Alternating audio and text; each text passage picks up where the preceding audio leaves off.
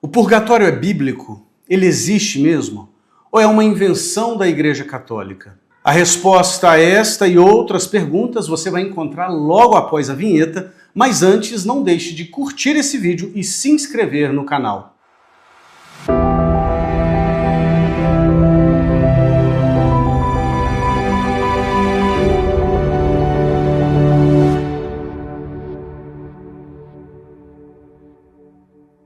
Certa vez, uma pessoa chegou até mim em tom de afronta e disse: "Me mostra a palavra purgatório na Bíblia." E eu precisei admitir: olha, a palavra purgatório não está na Bíblia.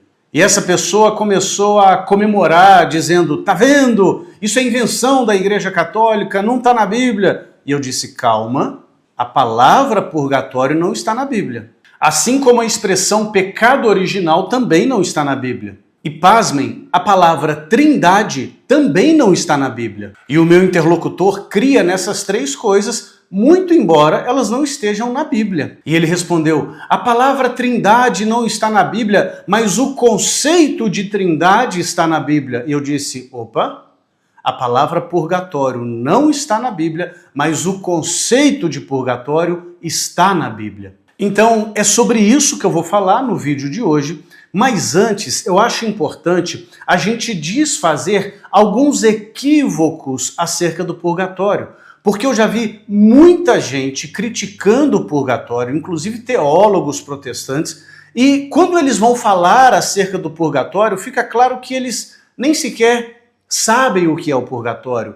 Eles atacam um espantalho do que seria o purgatório. Então, um primeiro equívoco muito comum é dizer que o purgatório é uma segunda chance após a morte. Não, o purgatório não é segunda chance. O nosso destino eterno é definido nesta vida aqui. Quem está no purgatório já está salvo. Um outro equívoco que eu ouço muito é: eu não preciso do purgatório porque Jesus já morreu pelos meus pecados. Mas espera lá. Purgatório não é lugar de pagar pecados. Purgatório é lugar de purificação e já eu vou explicar mais sobre isso. E um terceiro equívoco é dizer que o purgatório é eterno. A pessoa vai ficar para sempre no céu, para sempre no inferno ou para sempre no purgatório. E isso também está errado. O purgatório não é eterno, o purgatório um dia cessará de existir e um dia todas as almas que estão no purgatório irão para o céu. Agora que eu já desfiz alguns equívocos acerca do purgatório, deixa eu ler para vocês a definição de purgatório segundo o Catecismo da Igreja Católica. Parágrafo 1030 do Catecismo. Os que morrem na graça e na amizade de Deus, mas não estão completamente purificados, embora tenham garantida sua salvação eterna, passam após a sua morte, por uma purificação, a fim de obter a santidade necessária para entrar na alegria do céu. Parágrafo 1031.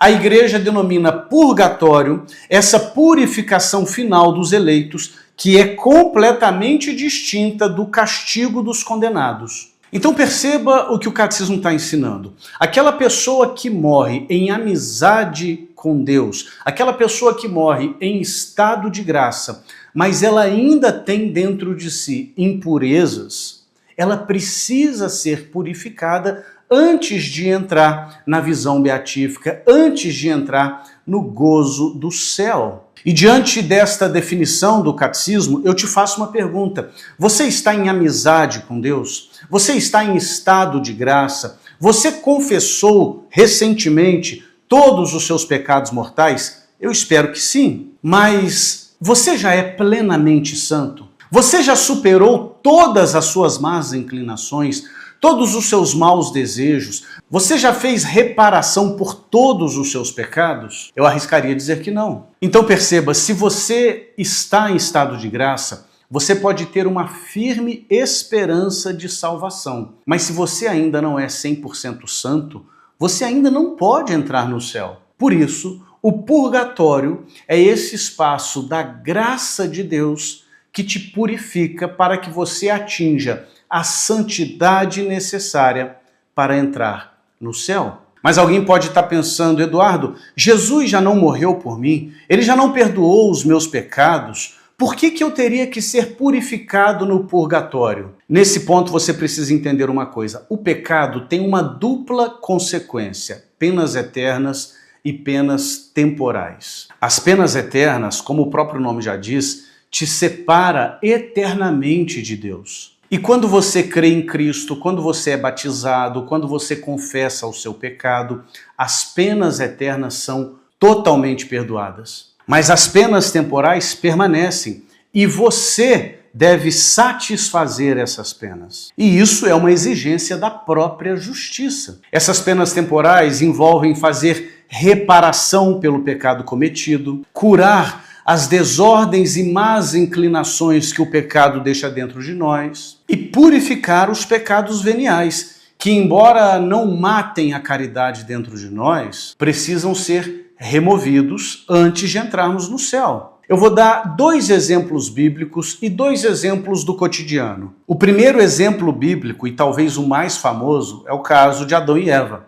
Quando Adão e Eva pecaram, Deus os perdoou? Sim, Deus os perdoou, mas Deus impôs sobre eles penas temporais. Para a mulher, ele disse: multiplicarei os sofrimentos da tua gravidez. E para o homem, Deus disse: maldita é a terra por tua causa, em fadigas obterá dela o alimento. Um outro exemplo muito interessante está no livro de 2 Samuel, capítulo 24. Davi desobedeceu ao Senhor ao fazer um recenseamento do povo. Depois disso, ele se arrependeu e pediu perdão. E Davi diz no versículo 10, cometi um grande pecado fazendo isso, mas agora apagai, ó Senhor, a culpa do vosso servo. Deus perdoou Davi? Perdoou Davi. Mas logo em seguida, Deus mandou Davi escolher uma dentre 3 punições. 7 anos de fome na terra, 3 meses fugindo dos inimigos ou 3 dias de peste sobre a terra. Deus perdoou a culpa de Davi? Perdoou. Mas Davi teve que remir as penas temporais do seu pecado. Agora eu vou dar 2 exemplos mais simples do dia a dia para você entender a diferença entre penas eternas, que são perdoadas por Jesus na cruz, e penas temporais, que nós devemos satisfazer. Imagine que num dia de cabeça quente, você arremesse uma pedra e quebre a janela da casa do seu vizinho. Depois você se arrepende e pede perdão ao seu vizinho e ele perdoa o seu ato de loucura e vocês voltam a ser amigos. Tá tudo resolvido? Não. Ele te perdoou, mas você ainda precisa consertar a janela quebrada. Ou imagina que um ladrão rouba uma bicicleta e depois se arrepende, vai até o padre, confessa, diz que está arrependido e logo em seguida o ladrão sai do confessionário, sobe na bicicleta que ele roubou e volta para casa pedalando. Tá certo isso? É óbvio que não. Qual deve ser a orientação do padre? Você tem que restituir o bem subtraído. O pecado foi perdoado, mas ainda existe algo a ser feito. Eu quero trazer para vocês agora algumas passagens bíblicas que a igreja sempre utilizou desde os primórdios para fundamentar a crença no purgatório. E a primeira está lá em Mateus capítulo 12, versículo 32, quando o Senhor Jesus diz: todo aquele que tiver falado contra o Filho do Homem será perdoado. Se porém falar contra o Espírito Santo, não alcançará perdão, nem neste século, nem no século vindouro. Perceba que ao dizer nem neste século, nem no século vindouro, o Senhor Jesus deixa implícito que algumas penas serão remidas no porvir. Depois, em Mateus capítulo 5, versículo 25, o Senhor Jesus fala acerca da necessidade de a gente se reconciliar com o nosso irmão antes que seja tarde demais. E ele diz o seguinte: entra em acordo sem demora com o teu adversário, enquanto estás a caminho com ele, para que não suceda que te entregue ao juiz, e o juiz te entregue ao seu ministro, e sejas posto em prisão. Em verdade te digo, dali não sairás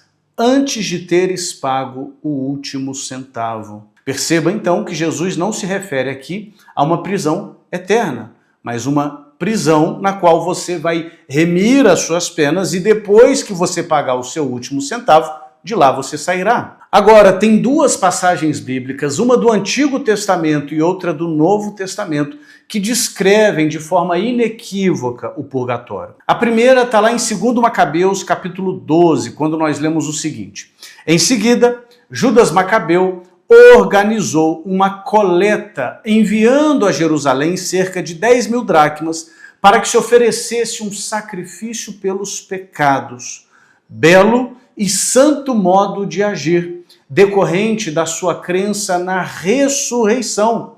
Pois, se ele não julgasse que os mortos ressuscitariam, teria sido vão e supérfluo rezar por eles. Mas, se ele acreditava que uma belíssima recompensa aguarda os que morrem piedosamente, era esse um bom e religioso pensamento. Eis porque ele pediu um sacrifício expiatório para que os mortos fossem livres de suas faltas. Olha que declaração belíssima da crença do povo de Deus na necessidade de rezarmos pelos mortos. Por quê? Porque nós cremos na ressurreição. E a outra passagem está em 1 Coríntios, capítulo 3, quando São Paulo diz: agora, se alguém edifica sobre este fundamento, com ouro, prata ou pedras preciosas, com madeira, feno ou palha, a obra de cada um aparecerá. O dia do julgamento irá demonstrá-lo. Será descoberto pelo fogo. O fogo provará o que vale o trabalho de cada um.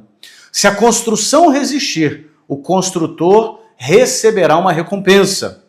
Se pegar fogo, arcará com os danos. Ele será salvo, porém, passando de alguma maneira através do fogo. Perceba então que São Paulo fala de algo que acontecerá no porvir. O fogo purificador de Deus consumirá as nossas más obras, mas seremos salvos ainda que passando pelo fogo. Eu quero mostrar para vocês agora que rezar pelos mortos é uma prática da cristandade desde sempre, adotada por todos os cristãos em toda parte, muito embora rejeitada pelos protestantes. E depois eu vou trazer uma citação de Santo Tomás de Aquino, mostrando o porquê que a igreja reza pelos mortos. O primeiro padre da antiguidade que eu quero citar é São Cirilo de Jerusalém. Ele estava ensinando acerca de como celebrar a missa. E olha só o que ele diz: rezamos pelos santos padres e bispos que já morreram antes de nós. E em uma palavra, rezamos por todos aqueles que nos últimos anos morreram entre nós, acreditando que será um grande benefício para as almas pelas quais a súplica é feita. Uma outra citação que eu trago é de São João Crisóstomo, um padre do século IV. Em uma homilia sobre 1 Coríntios, ele diz o seguinte: se os filhos de Jó foram purificados pelo sacrifício de seu pai, por que você duvida que, quando também oferecemos sacrifícios pelos falecidos, algum consolo lhe surge, já que Deus costuma atender às petições daqueles que pedem por outros? E por fim, Santo Agostinho, em sua obra Cidade de Deus, diz o seguinte: a igreja reza até pelos ímpios enquanto eles vivem, mas ela não reza pelos descrentes e ímpios